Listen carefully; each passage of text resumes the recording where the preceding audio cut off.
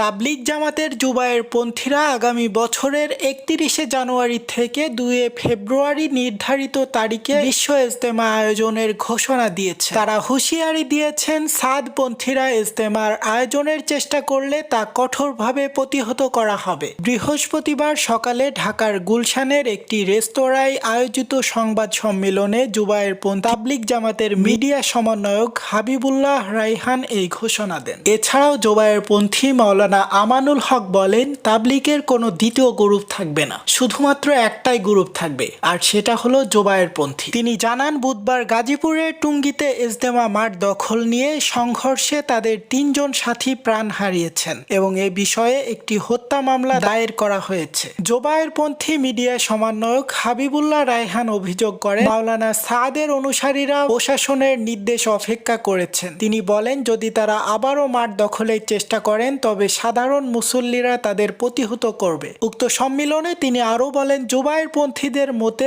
ইজতেমা ঘিরে সাধারণ মুসল্লিদের মধ্যে বিভক্তি দেখা দেবে না, অর্থাৎ উভয় দলকেই একই নীতি ও একই আকীদার উপর বিশ্বাস রাখতে হবে এবং সেই সাথে আকীদাগত কোনো মতবিরোধ থাকতে পারবে না।